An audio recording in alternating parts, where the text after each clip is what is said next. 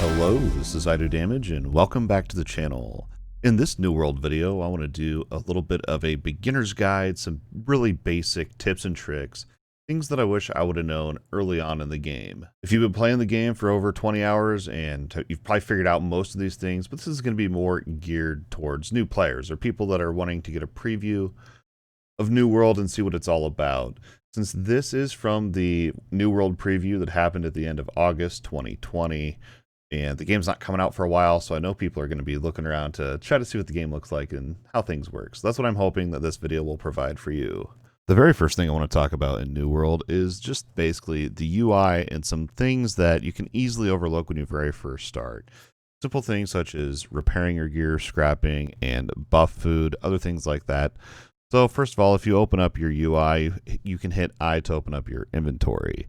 If you have a piece of gear that does in fact need repaired, you can mouse over it and it honestly says right there, but you know, maybe you didn't see it or something. So it's actually really simple. You just hold down R and you left click. And then, you know, it shows you the cost and materials needed to repair that specific item. Repairing is very basic. Same goes for scrapping. There's certain items that you can actually just scrap down in the game. You just press S, left click, and then you would hit E to confirm. And you actually need to break down and scrap items so you can get crafting materials or these parts to then repair your other gear. So it's really just a nice little loop in that regard. Outside of repairing and scrapping, you also have buff food. This should be no surprise since it is an MMO. There is loads when it comes to crafting, and there's so much when it comes to crafting, gathering, and refining. Cooking is going to be one of those long-time pursuits that finding the perfect buff food for what you're doing is going to be something you're going to want to probably focus on as you approach endgame, wars, and breaches. Food also gives you a buff that heals you over time, but once you get hit, that buff then goes away. You keep the actual buff if you're taking less damage from blight or whatever it is, but the healing aspect where you're restoring your health the second you get hit cancels. There are also healing potions, mana potions, and other consumables in the game that can buff up and do a lot of different things depending on what you're trying to do. Last thing I want to talk about when it comes to UI and just very basic information here is your skills, your weapon skills specifically. So you can have, if you go to your inventory, you can have up to 3 weapons equipped at a time once you've hit level 30. So each of these skills, you can have 3 skills actually equipped to that specific weapon. So that is a total of 9 skill slots. I know when I first saw the game, I thought 3 was really limiting, but seeing as how you can just actually swap weapons and have access to those different skills, it doesn't feel as bad as I thought. Another cool little thing that I noticed with weapons is if you put a buff on, like Berserk, for example, and you swap to another weapon, you actually maintain that buff. So you can still be using buffs from other skills, even though you've swapped to a different weapon. I thought that was a really nice touch. And could lead to a lot of interesting gameplay and min-maxing types of things in that regard. If you haven't seen the impressions video of New World, I will have the card for that up top. Make sure you do check that out. I've spent about maybe 15-20 hours with the game.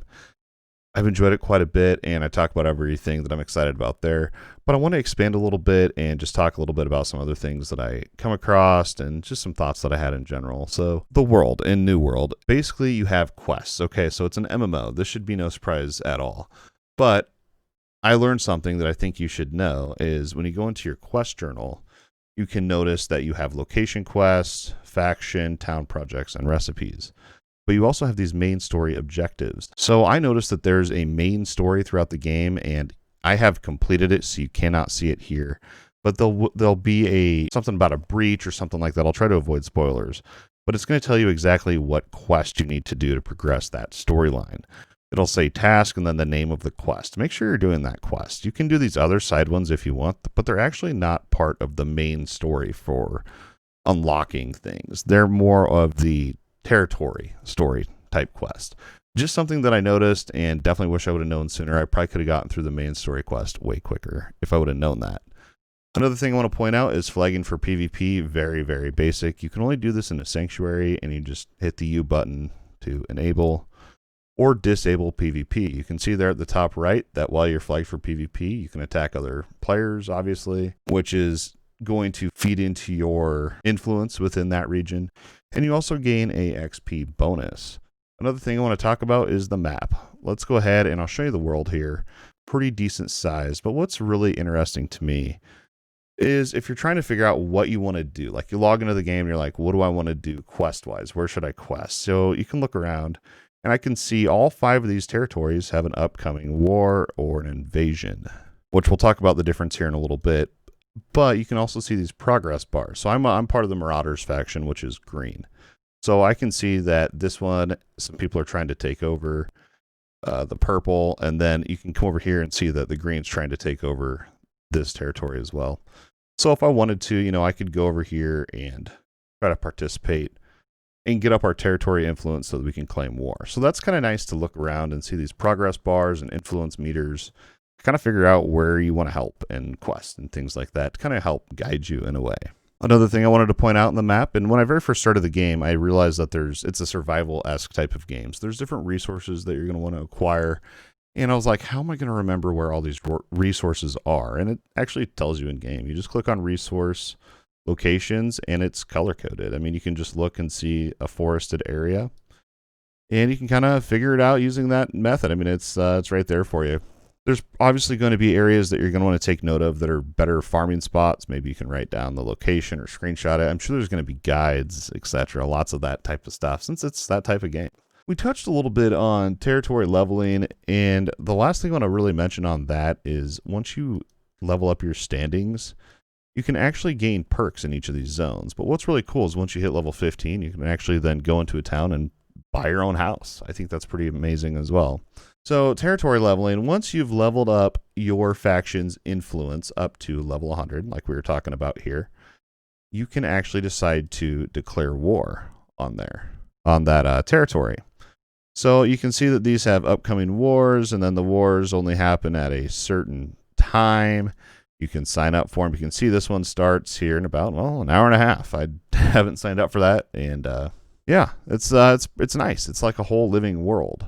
Another thing we have outside of wars. Wars is the 100-player PvP mode, PvP, whatever you want to call it. But you also have these invasions. Invasions are actually part of the corrupted. This is going to be more of a PvE type of it's like a wave-based, you got to defend against these corrupted monsters. I think the idea of breaches and these invasions just sounds awesome. You can look around the map and see that there's all these different breaches that you can do. These are your world events. Just looks awesome. I think that's probably what I would enjoy personally the most, is just the PvE side of things and trying to find that awesome loot.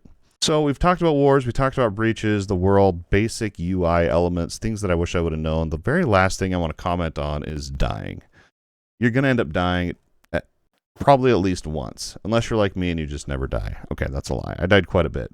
But what happens when you die is you just lose durability. No one can take anything from your corpse or anything like that. You just simply lose durability, which is repairable, as I showed. So dying is not too punishing, other than the fact that if you're in a farm spot, you have to work your way back. But there's a way to help and remedy that. You have a camp that you can set up within the game that acts as a respawn point. So if you die, you just go back to your camp instead of having to go all the way back to the main city. So you can strategically place your camps where you're going to set up for a farm spot. Or if you're thinking you're going to engage in PvP, it might be wise to drop that tent down. It also acts as a low-level crafting station. But anyway, I could talk about this game forever. There's so much potential here, and I just want the game to be out. I just want to go ham on this game. I didn't go as ham as I wanted to in the preview, but these were some things that I just kind of noticed in my head, and I just wanted to make into a video that hopefully it'll benefit someone out there. If you enjoyed this video and all the content on the channel, please do hit the like button. Feel free to subscribe to the channel for weekly videos. And also, share with all your friends. Don't forget to hit that ring notification bell so you can get notified when I post new videos. I can't thank you guys enough for your continued support and time in watching these videos. It truly means the world to me. As always, thanks for watching, and we'll see you next time.